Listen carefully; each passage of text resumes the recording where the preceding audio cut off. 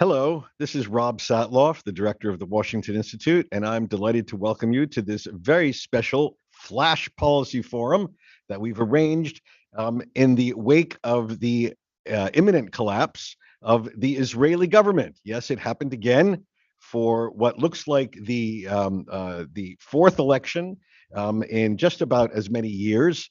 The Israelis will go to the polls once again, likely in mid-autumn, to choose their next parliament, and from that parliament, the Knesset, to choose their next government. Um, this occurs just days before President Biden is due to travel on his first Middle East trip, where his first stop will be Israel. And it occurs against the backdrop of other major events happening in the Middle East and around the world, not least of which is the ongoing march of Iran's nuclear program.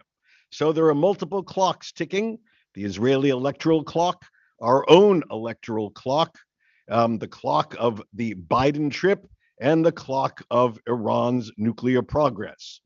To take a look at all this, we are really fortunate that the Washington Institute had two of its most veteran and experienced experts in Israel to get a bird's eye view of the collapse of the Israeli government. Dennis Ross and David Makovsky were leading a trip of the Washington Institute and meeting with most of the senior officials among the Israeli political scene and with the Palestinians precisely when all this was happening. So they have unique insights to give to this audience about Israeli domestic politics, exactly what happened, why it happened, how it happened, and what the implications are for all the issues I mentioned earlier, and especially the upcoming Biden visit to the Middle East. So I'm really delighted that Dennis and David are here today. David physically back in Washington already, Dennis virtually still in Israel, and so they'll offer their views on exactly what happened and how. David Makovsky is the Institute's Ziegler Distinguished Fellow and director of our Correct program on Arab-Israel relations. Dennis Ross, you can see there virtually from Israel, is the Institute's counselor and our Davidson Distinguished Fellow. Both of them have long histories with this set of issues. I'm not going to go into great detail. I think they're well known to this audience, but this does give me an opportunity to tell everyone, if you'd like to get into this conversation, there are two ways to do that. If you are participating in today's event on Zoom, you know the system. Use the Q&A function at the bottom of your Zoom bar to raise a question or to make a comment, and I'll do my best to filter it into our conversation. If you're not on Zoom, there's still a way to get into this conversation. Please send me directly an email to rsatloff, RSATLOFF, at washingtoninstitute.org. And I will be following along on email, tracking your contributions, and doing my best to get your views into this conversation. So, David Makovsky, Dennis Ross, then on to conversation with all the viewers. David, the Thank, floor is yours. thank you. Thank you, Rob, very much. It's good to be with you. Hope we're all having a good summer day. I'm going to try to deal with three themes. One, try to briefly deal with the Bennett government's achievements over the last year. I wrote about some of them last week in a policy watch. Second, what are the things to look for in this election period? This is the fifth election, after all, in the last 3.5 years. And what are the policy dimensions of the coming months between now and elections, either at the end of October or start of November? So first, a word about the Bennett government. I think it's clear that, that Bennett and Lapid, the foreign minister, now to be the new prime minister as of next week, as a caretaker, once the government finally votes for the new elections, they established the most ideologically, ethnic, and religiously diverse government in Israel's history, 74 years. This is not a small thing. I think the tone of Bennett and Lapid has been to be more in terms of being uniters rather than dividers. They assembled 8 parties in this coalition. This included an Israeli Arab party, an Islamist party for no less, for the first time, that they were part of the coalition. And they also saw that public support, there's a Hebrew U poll that I mentioned, for do you believe that they should integrate Arab parties, was rising until something happened. And that was Ramadan, until the spate of terror attacks. 19 Israelis were killed. And then, like often happens over decades, almost an iron law, when there are terror attacks, the Israeli public moves to the right. So the support for the government began to drop. And we saw some of the parliamentarians that were under enormous pressure on this case on the right fringe actually kind of jump ship. So there was a clear connection, in my view, between the Ramadan attacks and public support for greater integration of an Arab party and the jumping of ship, because the pressure was put at the edges by the opposition, at the right edge and of the left edge. Another achievement, I would say, was the functioning of the government. I mean, it sounds like banal to say, but to have a budget, there wasn't a budget for 2.5 years. There weren't diplomatic judicial appointments. The government was not functioning. The idea of just normalcy. And then a very kind of innovative idea, almost like it's the old America, the new Israel, focus on consensus. Israel has always been like the new America, not like the old America, which is to emphasize, accentuate ideological difference. Here, Israel said, let's put those ideological disagreements aside. Let's focus on education, infrastructure, post-COVID, and the like. So this was something different. So I'd say achievement one, an ideologically, ethnically, and religiously diverse government. A functioning government, the economic growth was high, unemployment low. Of course, though, inflation that's hitting the whole world hit them, including high housing prices. So it wasn't all roses there. In the foreign policy, deepening regional ties, avoiding public divisiveness with the Biden administration, even on very sensitive matters about Iran. On the regional ties, I mean, you've heard there's like almost about 400,000 Israelis that have gone during COVID, much of it during the last year when the Bennett government was there. Imagine the possibilities as COVID recedes. A free trade agreement with the Emirates. There's going to be close to, I think, 1,000 Israeli companies that are going to be functioning in the Emirates by the end of this year. 2 summit visits to Abu Dhabi. Away also at Sharm el-Sheikh with Egypt and the Emirates. And this, I think, is really one of the most interesting parts of the government, is how the new normalizers are creating political space for the old normalizers, Egypt and Jordan, that saw this more as an intelligence sharing relationship. Now, if the Emirates are willing to fund a solar field in Jordan that would trade electricity and water desal that Israel has in abundance, yeah, why not? If there's industrial zones with Egypt, why not? These were things that were not possible until recently. And also this meant now direct flights between Sharm el-Sheikh and Israel. When the Russian and Ukrainian tourists that came to Egypt stopped coming, and now there's now direct flights. And this whole idea of food security because of Egypt's dependency on wheat, I think you're going to see some sharing, and Israel's going to be a part of that. And one of the most interesting things, which maybe we'll come back to in the Biden piece, and that is the question of a regional missile defense structure that we think that Biden is going to put forward on his visit.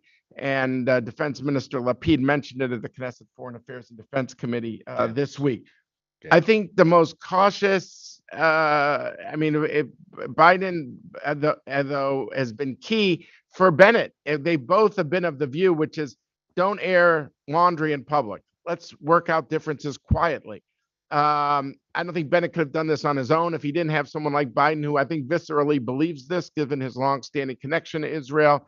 And Bennett and Lapid want to restore bipartisanship in the U.S. Israel relationship, something that's not easy given some of the trends in American domestic politics. But I think that has been also an area. Doesn't mean that Israel has held its punches when it comes to the Iran nuclear accord, and maybe we could discuss that, Rob and Dennis will elaborate. I think if there's one area where Bennett has really kind of gone out more on the edge, has been on what he calls the octopus paradigm, which is no more hitting the tentacles, no more hitting proxies, go straight into Iran. And you've had a shadow war between Iran and Israel. Israel is seemingly knocking off this Unit 840 of the Revolutionary Guards. Now Israeli tourists in Turkey have been threatened. So we'll see where that goes. It's interesting that the only thing that portfolio that Bennett is keeping, he didn't ask to be foreign minister. As he turned this over, he said, I just want to keep the octopus portfolio, the Iran portfolio, as he calls it. So that's that. I just say my impressions. Dennis and I were on the trip, and it ended so abruptly. We haven't had a full chance to really digest everything, but I was just struck by the sense of confidence that Israel has in a way. Iran notwithstanding, of course, that's the big elephant in the room. But I think they see the Saudi-Israeli thing as it's a when, not an if. There'll be first steps on the Biden visit. I'm sure we'll talk about that, about what those first steps are going to be regarding island transfers from Egypt to Saudi, but they want to be exempt from the restrictions of the 1979 treaty of Israel and Egypt.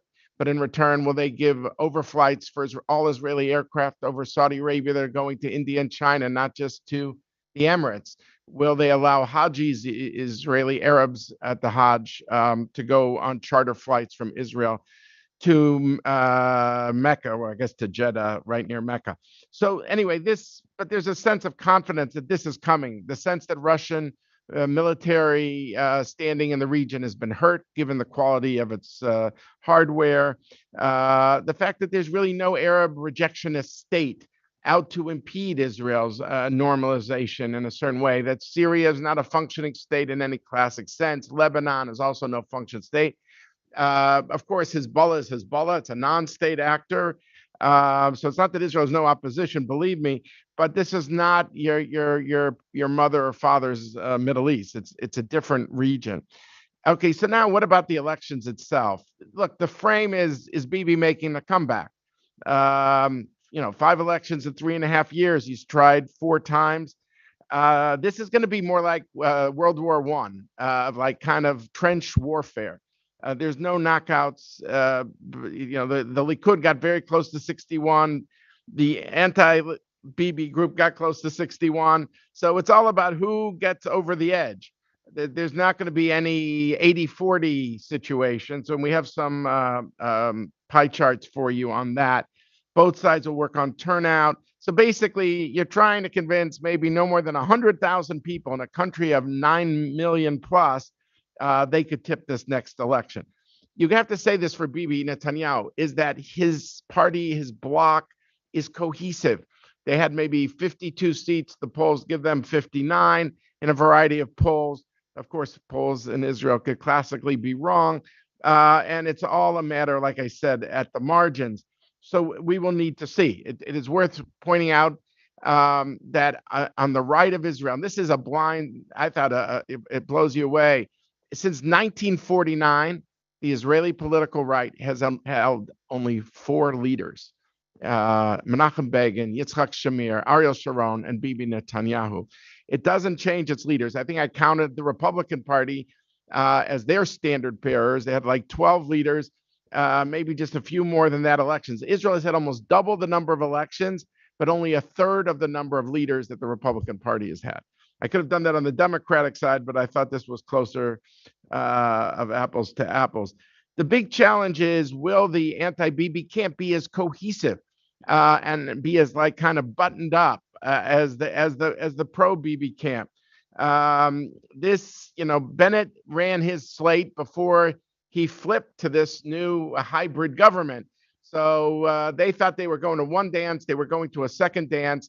This time it's clear, if there is a Yamina slate, which is unclear because Bennett himself might take time off, then there has to be a different kind of vetting. So you don't have the situation where the Likud could put all the pressure on the edges of this government. And the same thing goes for Ram. Ram is the United Arab List of Mansour Abbas. Some of you might have been on the Zoom that we did with Mansour Abbas, someone we met with on this visit as we met with Bennett, Bibi, and other leaders. And I could say no one of them saw this move coming by Bennett. Bennett himself did not want to give up. And I'm sure Dennis is going to expand on that. But the cohesiveness is, can he show that that the public is with him?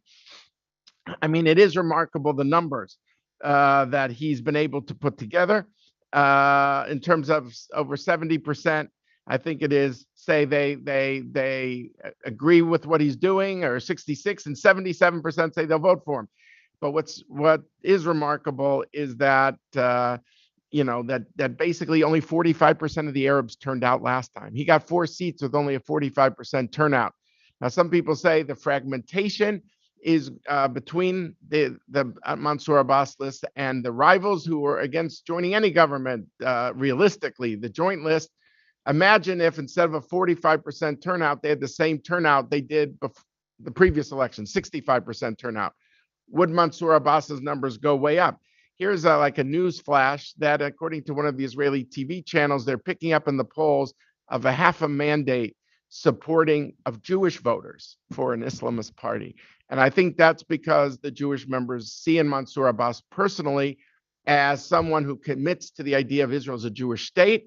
And he said it will remain in the future. I'm not like the joint list. I'm not trying to reframe, recharacterize the state. I want services, but we're not going to change the state itself. So it would be interesting if he gets Jewish votes. The theme of Bibi will be we would not put such a party, an Arab party that has an Islamist orientation, even if he's a very friendly guy, and even if he's been very cooperative with the Zionist parties, we would not put him in our coalition. And the response of the anti-Bibi camp will be the opposite, to say, to focus on the fact that they'll see, look, Mr. Netanyahu is going through 3 corruption trials, 3 charges of corruption, and he wants to erode the independence of the judiciary, law enforcement. This is the pride of Zionism, and he will turn Israel into Hungary. So it will be interesting to see how this plays out. I think we will hear from Lapid a certain phrase over and over again, the Bibi Ben Gvir government, linking Bibi with the most right-wing member who has basically said the Arabs shouldn't be there, that they're guests, that they have no right voting in Israel. But and he will say, you vote Bibi, you vote Ben Gvir. If they get 61, they will need every vote. They will need his vote the most. And you will hear Bibi say, the Lapid Mansour Abbas government, if Lapid wins, they will need Mansour Abbas's vote. So does each bloc retain its support? I would say the key thing to look for of the anti-Bibi forces is the soft right. They're the one party that could, set of parties that could unite. They're all under pressure. If they don't get their 4 seats, they don't make the threshold, that means all those votes get flushed down the drain. So does the Justice Party minister, Gideon Sa'ar, the finance minister, Avigdor Lieberman, and Bennett himself, his Yamina party, do they coalesce into one party? They're the one bloc, in my view, that could actually take 2 or 3 seats from the Likud. The left cannot take from the Likud. And again, it's a game between blocs. So I would look, if the soft right, do they unite or they don't unite? I mentioned the fortunes of Mansour Abbas. I don't want to get more into it. And this, he's losing 2 people who maybe did not have his strong ideological commitment to Israel as a Zionist state, but they were people with strong bases. One of them died. He was very big on the Bedouins, which is a key, about 30% of the Mansour Abbas vote. Another guy was a mayor of Sakhnin, a big town on the Arab side, and he's going to run for re-election as mayor. So can Mansour Abbas have a cohesive list? That's one question for him. And secondly, is it going to be a list that has people connected to the base? The one last point of looking within the parties, one little curious thing, and then I want to talk about the Biden visit as the final point. And that is that we're seeing something that we've never seen before, is the ultra-Orthodox that have always been so tied into their rabbis and have maintained a cohesiveness and have kept also very supportive of Bibi, the young Shas people, we're seeing an erosion. We're seeing a 20-point dip in terms of, are you happy with the way Shas function? Of course, you're in the opposition. It's hard to get high marks. But the young Shas people like Ben Gvir, they think he's in your face. They think he's telling the Arabs the way it is. And it's just such a change from what we've seen in the past. The old style leaders of the Ultra-Orthodox wanted to be like horse traders. They wanted to work between the blocks. Now there's no room. There's no maneuvering room because their public is so hawkish, and their young people are actually not even pro-Likud, they're pro-Ben Gvir. And so he is, and I hope you're sitting down, but he is now the third biggest party in the state of Israel, according to the polls. We'll see what happens over the next months. Let me just make some final remarks. My last point is just about the Biden visit, and Dennis will expand on this, but it will be interesting to see in terms of the politics whether the Biden visit gives a boost for Lapid and Bennett. Originally, if he was going to come earlier in June, Bennett might have still been the person who would have greeted him. I think they will meet no matter what. And I think, by the way, as the tradition is, the American president will meet with the head of the opposition, Bibi Netanyahu. So all will get a photo op with the president, but will the president's focus on regional integration? And sometimes you'll say, well, these are semantics, Abraham Accords, normalization. The buzzword from the Biden White House is regional integration. And that doesn't mean they won't say the word Abraham Accords. They definitely will. But I think this idea of first steps with the Saudis, deepening the relations with the existing countries, something called a new phrase, I2, U2, which will be Israel, India, U.S., UAE, a quad virtual summit that will emerge here, are some of the aspects for Biden to show, don't just associate Abraham Accords with my predecessor. I'm committed to, and I'm going to take the first steps with the Saudis. Now, will Lapid have any foreign policy to talk of? He doesn't have much time, although it's true with the Israeli election cycles, who knows if they even get a coalition. So there's nothing more permanent than that which is temporary, in the sense that even if he's a temporary prime minister, Lapid could be around for a while, beyond the end of October, beginning November. So this could go on for months. But I would just say, in summing up here, that that he's very much there's no time in election campaigns for major initiatives. I think I wouldn't be surprised if he goes visit Biden in the White House or meets with him at UNGA, the UN General Assembly, and he's got this Biden time now. But I think you'll see a tonal shift.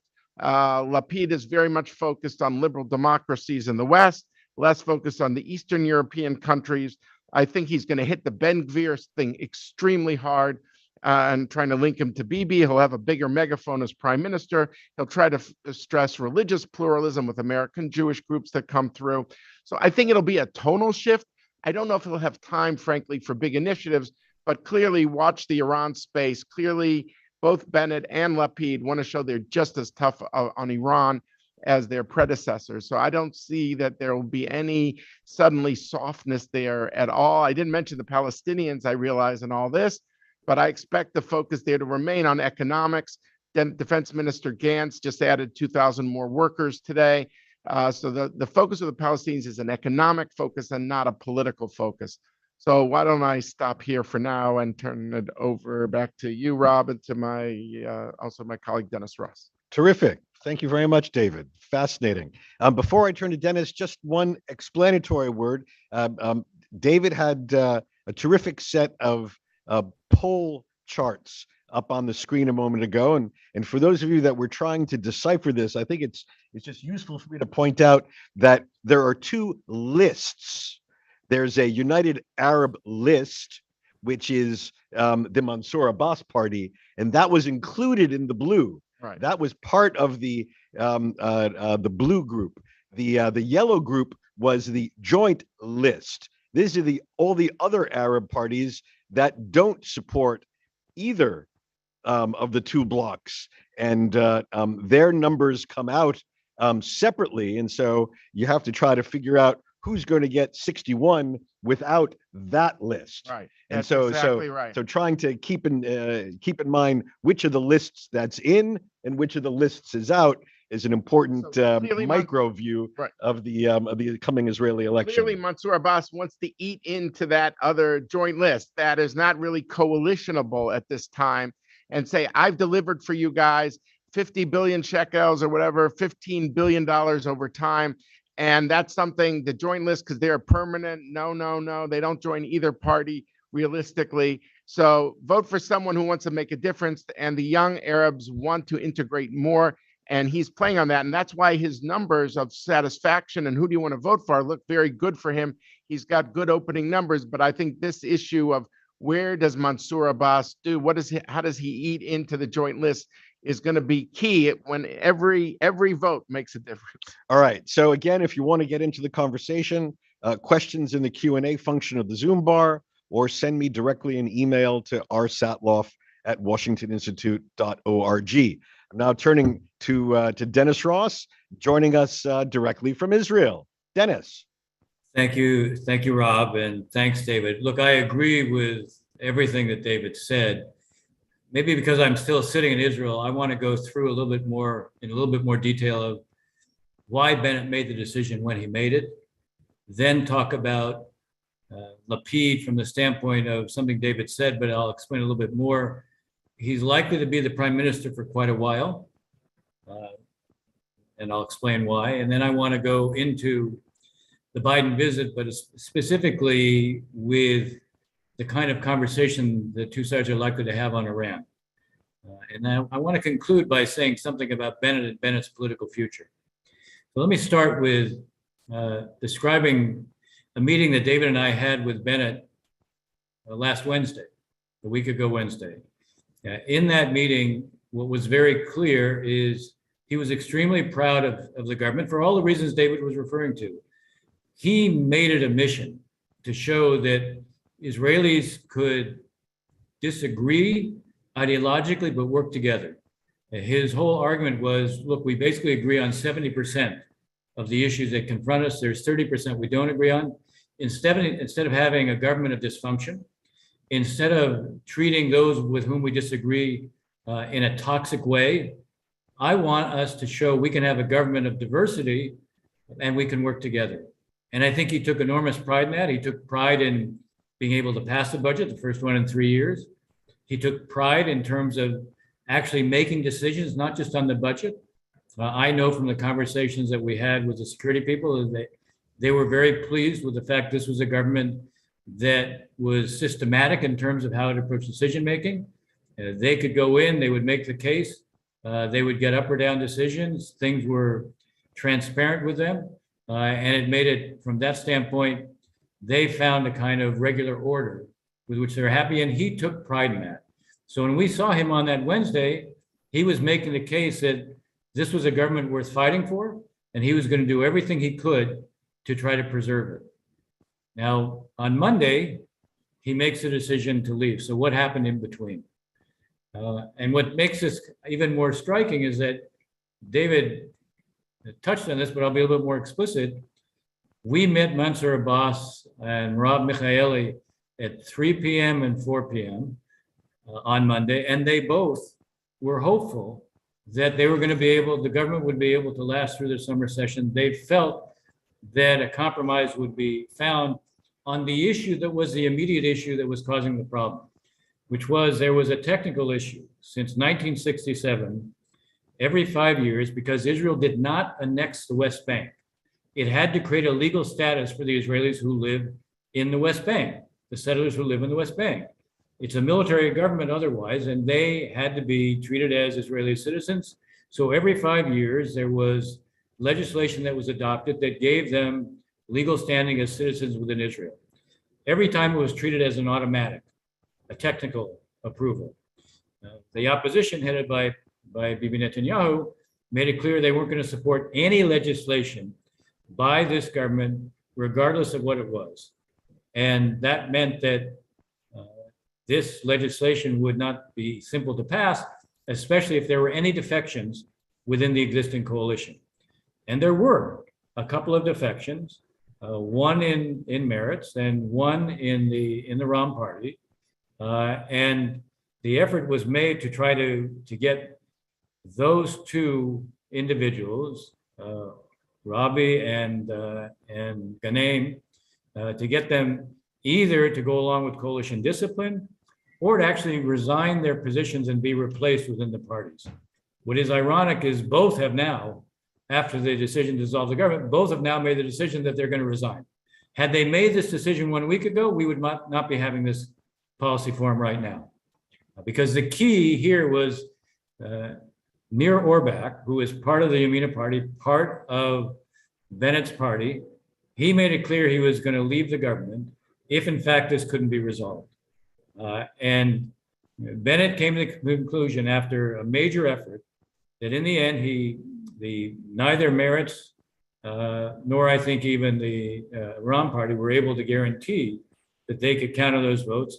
And Orbach made it very clear that he was going to vote with the opposition.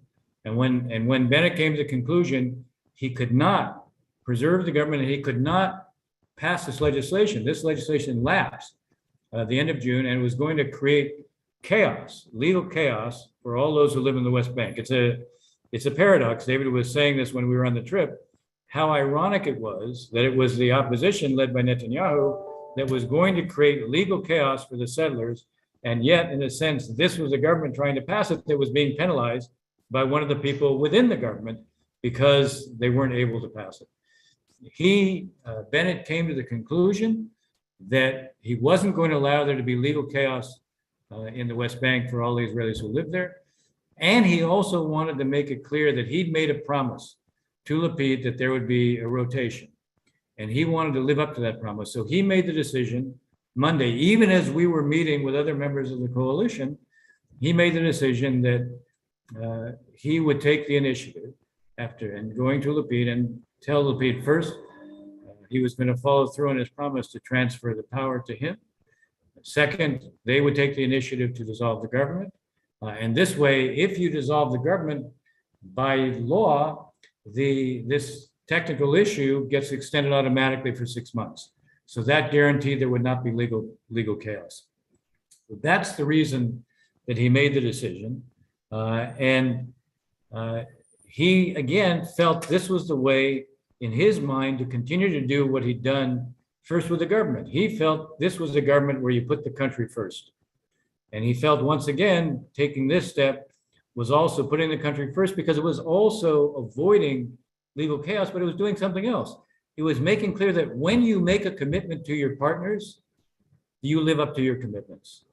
And I think he and you will see, in addition to what David was saying about the way Lapid will run his campaign, I think Lapid will also emphasize that unlike the opposition, the people in this particular coalition, when they made commitments, the leaders of this, they lived up to the commitments. That will also be part of the themes here.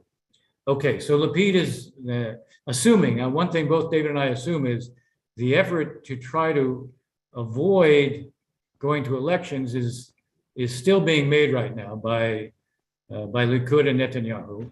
I give it a 10% chance that this could succeed. The odds are very much against them being able to put together a government and get to 61. So we will most likely see elections. Now, what we have to bear in mind is before the last election, we had 4 elections counting the last election. It was enormously difficult to put together a government that got to 61. Lapid was the one who basically helped to produce this with Bennett. Netanyahu in these 4 elections was not able to get to 61. Now, the caretaker prime minister stays as prime minister until there can be a replacement government. Simply because you have an election doesn't mean you're going to be able to see a coalition that gets to 61 put together. So much will depend upon what the numbers are in this election. One of the keys to watch, in addition to what David said about this upcoming election, is what happens to Mansour Abbas's party, Ram. Does it clear the threshold? You have to get 3.25% of the vote to clear the threshold, and then you get 4 mandates. Does it clear the threshold? Does Meretz clear the threshold? Does New Hope clear the threshold? Does Yamina clear the threshold?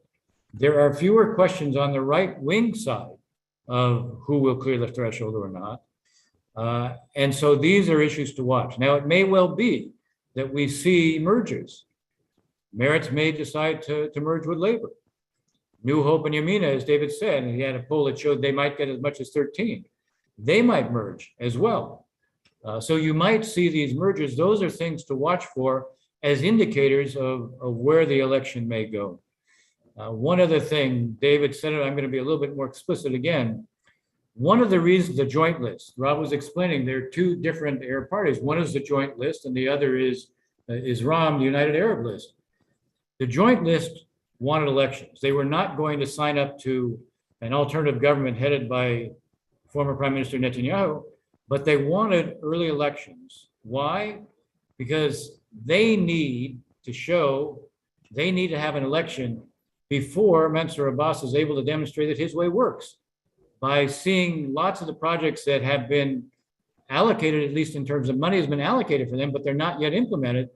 Before those get implemented, it's important for the joint list to have a vote so that the Arab community isn't voting on someone who actually produced a whole series of things that addressed integration of the Arabs into Israeli society.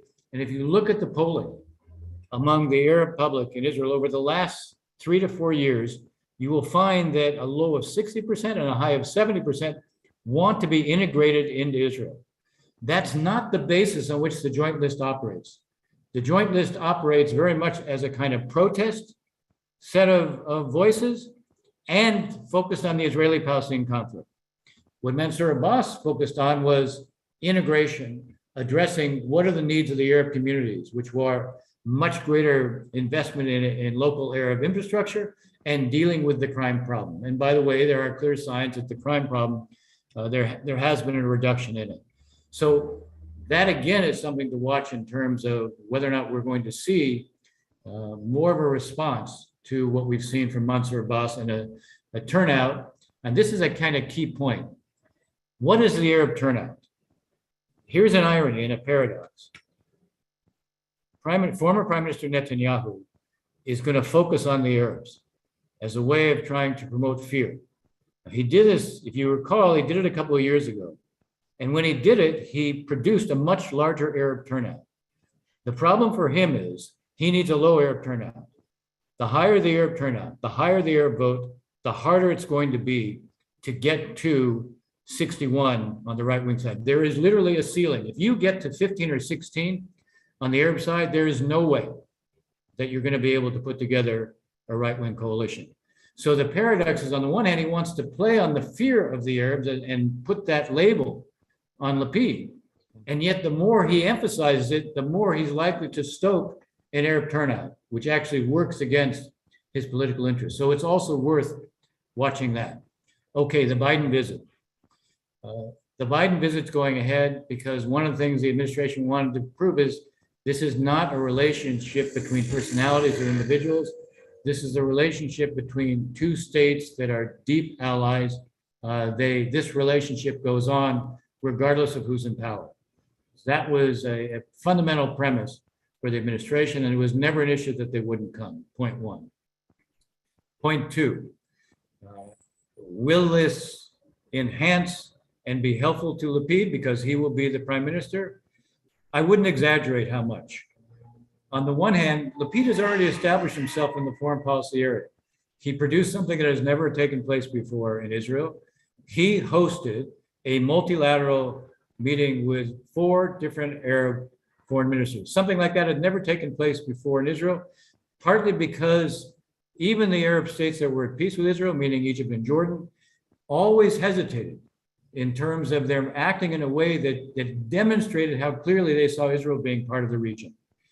This was a demonstration that these 4 Arab foreign ministers see Israel as part of the region. This is fundamental in the Israeli psyche, and it was Lapid who put it together. In addition to the fact that Bennett went to a summit meeting in Egypt with President Sisi and with the Crown Prince, the then Crown Prince of the UAE. He made trips to the UAE as well. You also had Lapid make trips throughout the region. So his standing in foreign policy has already gone up. The one thing this visit does, however, by making him the focal point on the Israeli side with the President of the United States, it does help in terms of stature. Foreign policy expertise, he somehow demonstrated. What he's done, actually, maybe it built on what was done by Bibi in the Abraham Accords, but he demonstrated that a beat wasn't missed. And in fact, they did more and they built on what they inherited. So the story that only Bibi, in the last campaign, Bibi's, he had big banners out with the slogan in a league of his own, because the banners with his meeting with Putin, his meeting with Trump, and it demonstrated that in fact these guys were pretty good too in terms of being able to pursue foreign policy. But I do think in terms of stature, it may help a little. As someone who's been around a long time and watched President Clinton try to affect the election in 1996, when the U.S. tries to bear in too much, it actually produces a bit of a backlash. So President Biden will be very well advised to be very careful how he plays it and to play it straight. He doesn't have to exaggerate things, just play it straight. Much more time will be spent with Lapid because Lapid will be the prime minister, but he'll also see Bibi. And he'll just, if he plays it straight, Lapid will gain something. I just wouldn't exaggerate how much. Okay, on the substance, there'll be two focal points in the substance. One will be something David referred to. The administration is working on what is a regional air defense. They're not calling it missile defense, although it would include it. They're working on a regional air defense initiative. The interesting thing is, historically, and I can tell you because I took a very active part in trying to produce an integration of air and missile defenses. In the past, the problem was not the hesitancy to cooperate with us. It was a hesitancy to cooperate with the other Arabs. Now the administration has made a point that it is easier for us to pool all the resources there, like THAAD and Patriot anti-missile missiles, and air defense and early warning, and even dealing with UAVs or drones, and even cybersecurity, if we create a kind of pool of the resources. And so there is a greater openness right now to that. And it's easier to include Israel now. In fact, it's possible to include Israel now because they're part of Central Command. They weren't part of Central Command before. So now this integration includes the Israelis, and we provide the umbrella. This will be an important part of the discussions, both in Israel and Saudi Arabia, and it will be part of what is announced coming out of the trip. And that is connected, by the way, to a process of normalization, because integration on the security side involves Arab states being integrated with the Israelis. There will be efforts with the Saudis on the two items that David referred to, meaning overflight. I don't yet know if they're going to, if the direct flights for Israeli Arabs for the Hajj, if that's being worked out or not. But there will be a set of steps set in motion to continue more direct ties between the Saudis and the Israelis. Now, the other issue is going to be Iran. And here, there's a common view, a common commitment to preventing Iran from having nuclear weapons. There is also right now a common view that increased pressure has to be put on the Iranians. The focus on the American side is very heavily on basically closing some of the loopholes in the sanctions enforcement. The Israelis completely support that. Where there's a divide is with the administration. They want to put this pressure on the Iranians so they come back into the JCPOA. Even though the baseline of the nuclear program is different than it was, and even though the breakout time, even if they come back in and they have to ship out the 18 times amount of excess enriched uranium that they have in country, even if they have to stop enriching to 60% and 20%, even if they have to stop producing uranium metal, the fact is the baseline in terms of knowledge and know-how, and especially the development installation of advanced centrifuges, all that is dramatically different than it was supposed to be by this time. So the breakout time will be probably half of what it would have been if you simply went back into the JCPOA the way it was when it was concluded in 2015. For the Israelis, the pressure ought to be applied not to bring Iran back into the JCPOA because they see two things. One that is completely shared by their Arab neighbors. They see, first of all, once you bring them back in and they get sanctions relief, if they could cause all these problems within the region when they were under sanctions and economically squeezed, imagine how much more problems and threats they can create when they have the sanctions lifted and they have access to a lot more money. And they will press the administration and say, if that happens, what are you prepared to do about it?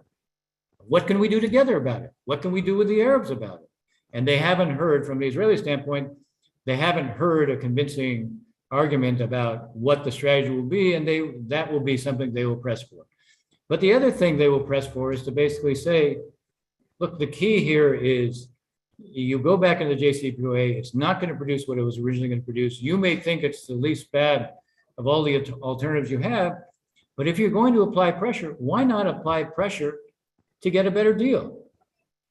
You know, if you think that pressure can work, the pressure ought to be applied for something that gives you a lot more assurance about being able to affect on a much longer term basis the Iranian nuclear program, preventing them from being able to become a nuclear weapon state. The Israeli argument will be, look, we're prepared to support complete lifting of sanctions. What might be called more for more, but the more has to be, how about sanctions are lifted for Iran, but at the same time, there are no sunset provisions. That's the Israeli argument. Now, the reality is, you know, would the Israelis accept an outcome where instead of 2030, you have the limitations on the Iranian nuclear program lifted? If it was 2050 or 2055, that's probably a negotiating point. The point, however, the key divide is that the Israelis feel if you're going to lift sanctions, you have to get much more for it. At a minimum, there has to be a strategy for what you're going to do to counter the Iranians in the region that they don't see right now. And even more to the point, if you're going to lift sanctions, you have to get more in terms of what you're getting from the Iranians on their nuclear program.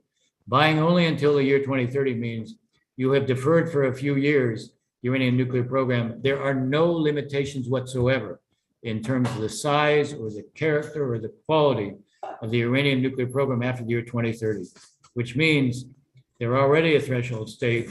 And after 2030, unless something changes, they could easily present the world with a nuclear weapons fait accompli at some point. So that's why the Israelis will push that, and that'll be the focal point of the discussions. Okay, last point.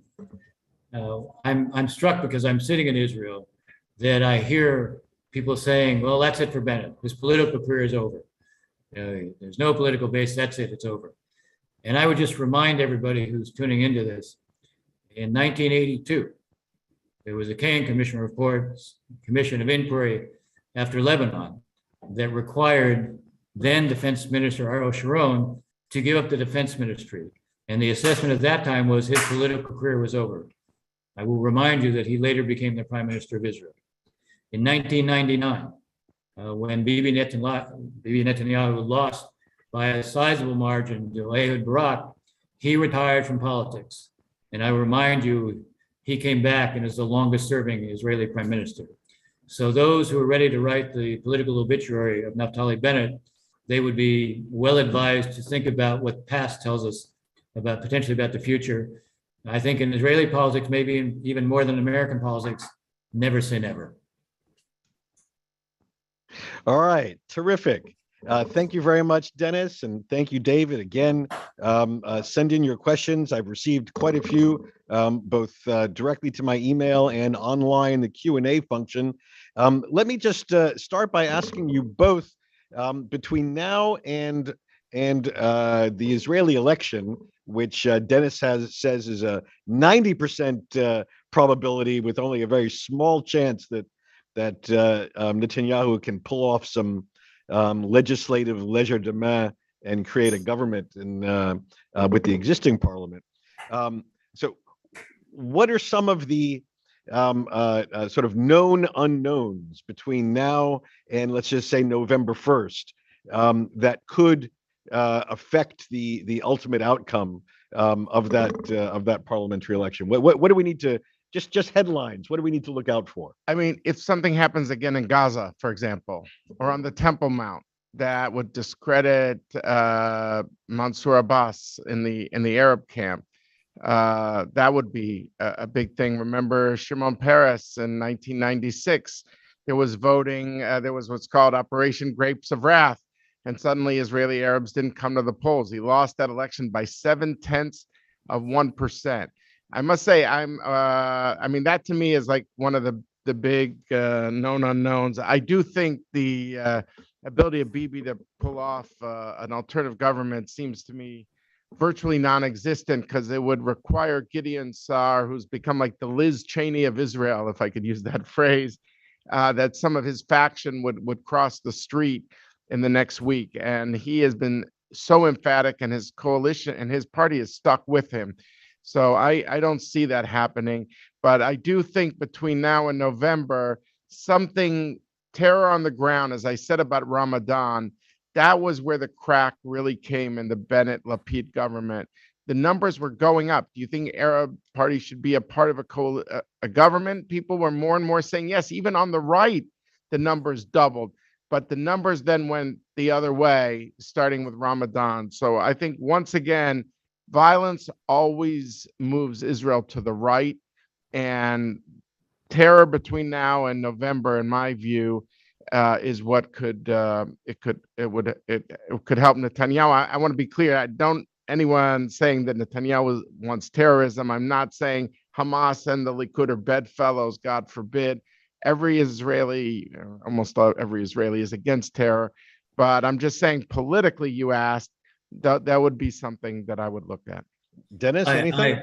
I agree with that. There could be a flip side of that, not terror, but what if there was some spectacular that Israel pulls off vis-a-vis the Iranians that shows Lapid achieves things in a security way? Or what if there was some significant normalization move beyond what takes place right now? Again, that say involves the Saudis or a number of Arab states suddenly crossing a threshold with Israel. I mean, these are, I do think that the terror is the one thing that flips the election in a very clear way. But I do think there might be some alternatives where this caretaker government looks like it achieves something that is pretty significant, and in a way takes the foreign policy argument completely away from Netanyahu. That could make a difference. So actually, you touched on a question which a handful of different questioners have posed, which concerns the powers of an interim caretaker government. You suggested a caretaker government might do something spectacular in a positive sense, some peace breakthrough or something. Well, what are the actual limitations on a caretaker government? I have people asking me, can a caretaker government approve an agreement with Saudi Arabia on the two islands with Egypt, or does this require an elected government and a Knesset approval? Can a caretaker government approve a dramatic mission into Iran for, shall we say, non-proliferation purposes? Can a caretaker government even approve a new IDF chief of staff, which is a major appointment on the agenda right now? What are the limitations in Israeli law and Israeli practice to the powers of a caretaker government? Good question. My view is they function like any other government, but they cannot get basically laws passed. I mean, if in the midterms in our country, if the president Biden loses his majority on the Hill, he's still the president of the United States. Now that Israel's a parliamentary system, not a presidential one, but basically he functions as an executive like any other prime minister, but he won't be able to have legislation passed. I think when it comes to, approving that the islands, those two islands, I do not believe you need a Knesset vote for that. I mean, Israel routinely allows Egypt to operate in the Sinai beyond the restrictions of 79. So I don't think that's going to be an issue for them. I think your point about the chief of staff is something that has been brought now to the attorney general yesterday.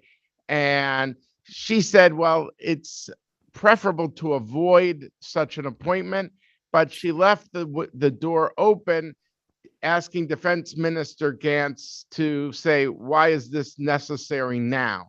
So I think it's an issue that is going to be somewhat of a football. You feel bad for some of the candidates who are running because they have prided themselves on being non-political, and now this race is being kind of dragged through politics. So we'll see. But the Attorney General did not shut the door. She left the door open for Gantz to make his case on why he feels it's needed. And I'm sure part of that case is, as all three of us have been saying, is things do not suddenly get clarified on November 1st or whenever the elections are, because it has to take a coalition. And this could go on for many months. So people are asking him to kind of feel out Kochavi, the current chief of staff. Would he be willing to extend his tenure? So this issue is a live wire now. There's no closure on it, so to speak, in terms of between the Attorney General and Defense Minister Gantz. Gantz wants to do it now, and she's asking him a series of questions. Look, the only thing, even if, let's say that the decision, because it's a revision of Camp David, it's a formal revision of Camp David, the islands. It would be hard to believe that in this case, the opposition would try to block that because it would have implications for the relationship with Saudi Arabia and the relationship with Egypt. I think Bibi wants to take credit for good relations. I don't think he wants to be portrayed as someone who's undermining him. Everything else he was doing related to internal politics. This is a little different. So 2 questions about the Biden visit. Last time Joe Biden took a White House visit to Israel, a vice presidential visit, it was dominated by a kerfuffle over Israeli settlement activity, which occurred as he arrived in the country. One assumes that this government is going to do its best to avoid any such incidents with President Biden. Does it have full control over these things, or are there that sort of incident? Does anybody have an interest in having that sort of incident? No, I personally don't think so. I'm curious to hear what Dennis thinks. I think that this is a government that has seared into it what you would call the Ramat Shlomo incident of Jerusalem. You know, there's a Jerusalem municipality take a step that gets worldwide attention, or the interior minister take a step in a committee meeting.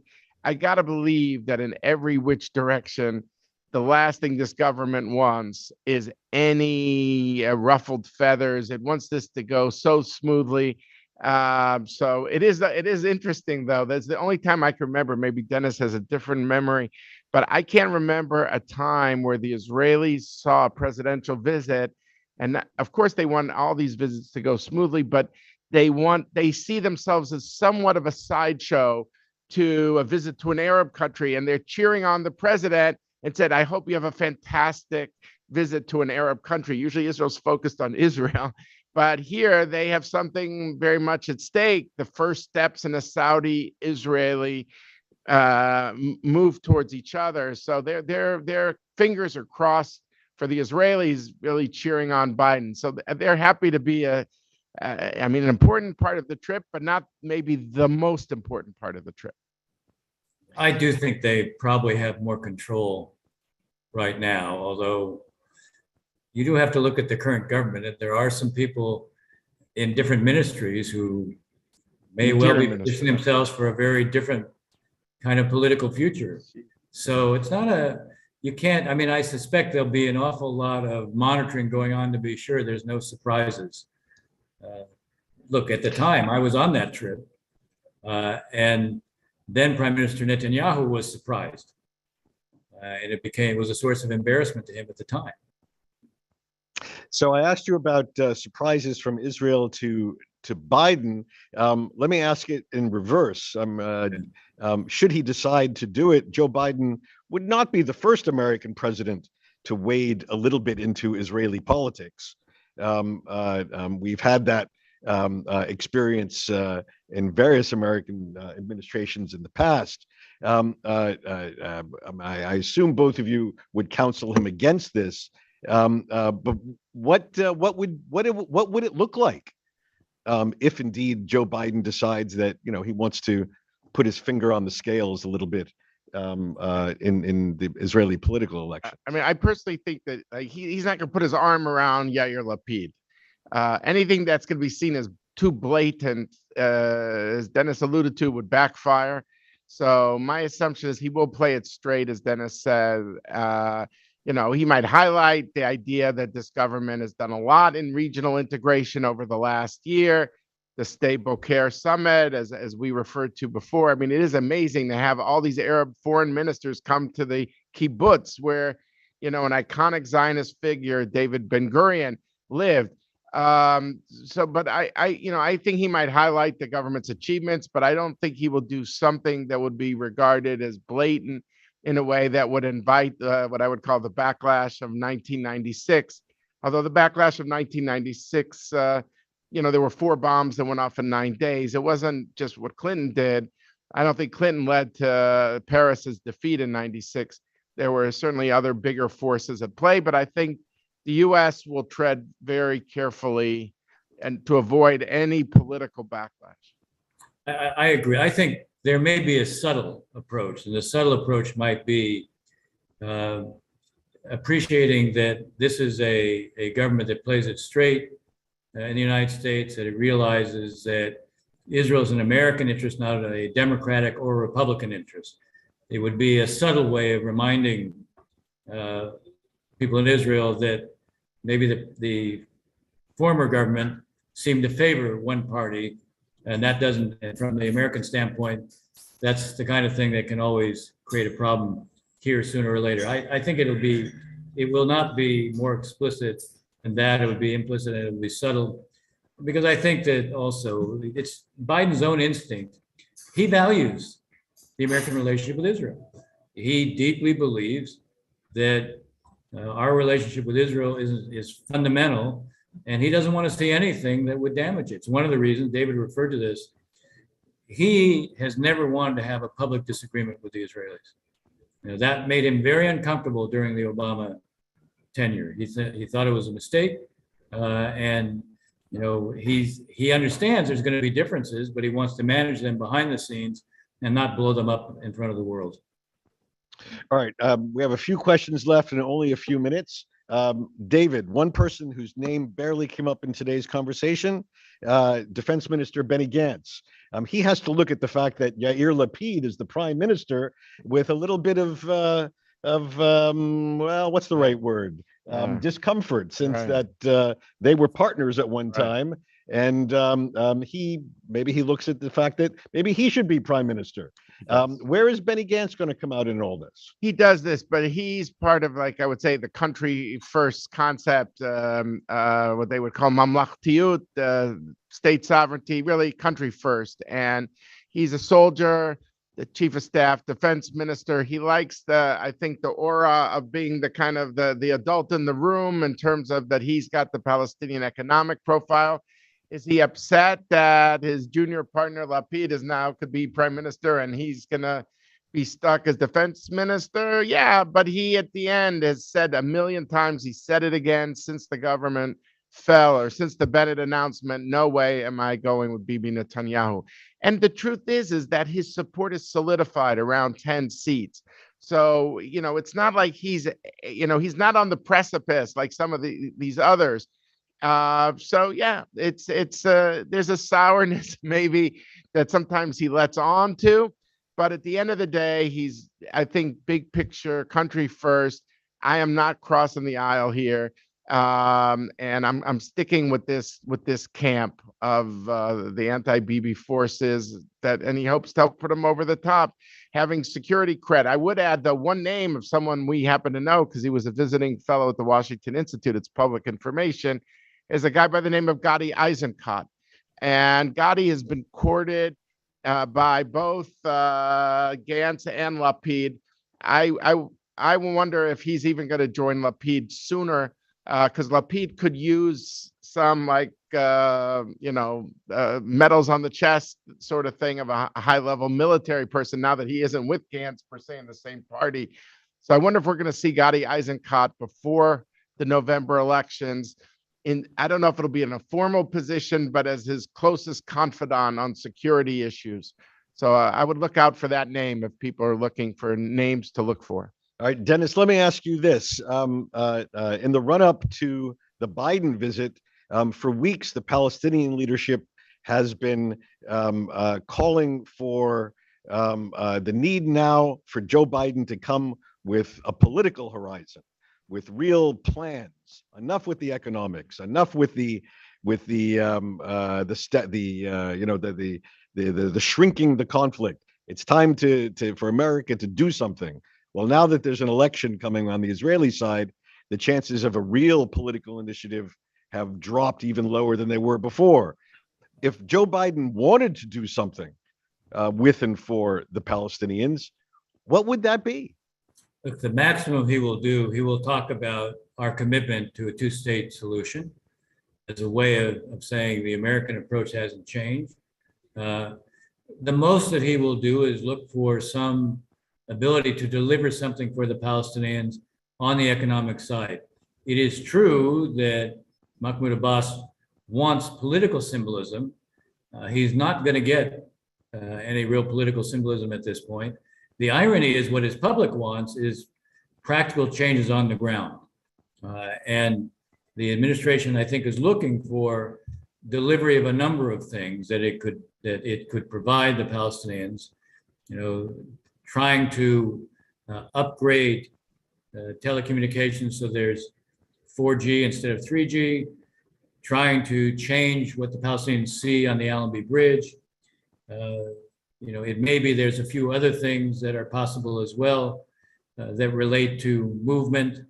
I personally would like to see some announcement of some wastewater projects, which could actually make a big difference for day-to-day realities for Palestinians. I think we're looking at an administration that's going to try to deliver some practical things on the ground in a way that they can say, look, we understand Palestinians have practical needs. We're addressing those. We're not giving up on the idea of working towards a two-state solution. Pushing something beyond that in the midst of an Israeli election is not particularly wise. Very briefly, David? Really brief two-finger on this one is look for $100 million perhaps to the East Jerusalem hospital network at a time that the U.S. has been somewhat stymied over the consulate issue. And this is also outside the ambit of Taylor Force, which is a bipartisan piece of legislation that you cannot provide direct budgetary assistance to the PA, but East Jerusalem is not part of the PA. This is a humanitarian move that I think we're going to see from him. And I think we might get some possible surprise between now and the Biden visit of a new Palestinian government between now and July 13th. They've been stung by criticisms about corruption. And I think to the extent they can show a new page, maybe they feel that would attract more American attention. Something led by a businessman or someone who is not in the immediate Abbas circle, has certain economic credentials that would be recognized, maybe not a reformer like Salam Fayyad, the former premier, but somebody who is viewed as something different. I wouldn't rule that out between now and July 13th. I wouldn't rule it out, but I'm not sure yet that Mahmoud Abbas is ready to do it. We'll see. Important as it may be. All right. And just for a final question, I have to say that one of the most troubling headlines that emerged from your presentations is the idea that the Ben Gvir party is now the third largest party if you buy the polls, and we all know polls come and polls go. But what implications does this have for coalition building and for the direction of Israeli politics that a party that is that is so extreme, Right. and that runs so counter to traditional principles of Israeli Right. democracy, is garnering so much support. Right. Like I said, I think the growth is coming more from the youth of the ultra-Orthodox, which is kind of counterintuitive, like, because they usually listen to their rabbis, and here they're disobeying their rabbis. I noticed the Sephardic chief rabbi blasted Ben Gvir. He's the one most associated with the Shas party, for allowing all these people to go up on the Temple Mount in a way that he was against. So I think Shas is putting pressure on the chief rabbi to go after him. But I think it's going to make it's going to make Lapid's vote, which is Bibi wants to scrape by at 61. The way he scrapes by is to bring Ben Gvir in and to make him central to the coalition. And the Likud's rhetoric is the opposite. No, we want a broad-based coalition. We don't want to be dependent upon him. But the numbers are a game of inches, as I said. So it's a sad sign of the times that these events on the Temple Mount in Ramadan, that people go to the, someone whose fiery rhetoric is mean-spirited, even if it's, if it's just among a certain amount of ultra-Orthodox youth, that could be enough. And so that's why I think follow this space. It is, I agree with you, Rob, a very worrisome development. I think That's the final word. Yeah, just final word. I think that if Bibi is able to get to 61, it will depend on Ben Gvir. But if he gets there, he would forge an agreement with Ben Gvir first, and then he would turn to other parties, potentially even blue-white, and say, don't leave me in a position where he holds the key to what I can do. So he would use him, ironically, to form the 61 and then try to widen the party so he wouldn't be dependent on him. If he becomes dependent on him, you can imagine very extreme postures in the West Bank, which are very likely, and including on the Temple Mount, which are likely to produce a kind of explosion. And this is the one area where Arab leaders will feel vulnerable. If you blow up something, if an issue as explosive as Temple Mount, the Haram al-Sharif, it's something that is an electric issue that basically produces a reaction for all Muslims. So, if that's going to be a focal point, that's going to be a problem. But I also think if Netanyahu emerges as prime minister, he will look for a way to reduce his dependency on Ben Gvir, because he'll understand the position he would put him in. All right. Well, it seems to me that looking at government formation after a potential Netanyahu victory is the topic of a future Washington Institute Policy Forum. But follow this space. Keep watching us online, because we'll be doing events in the run-up to the Biden visit to Israel and Saudi Arabia. And then, of course, we'll be continuing our intensive focus on understanding the Israeli political system in the run-up to the Israeli elections this autumn. Thank you, Dennis. Thank you, David. And thank all of you for joining us today at the Washington Institute. Bye-bye.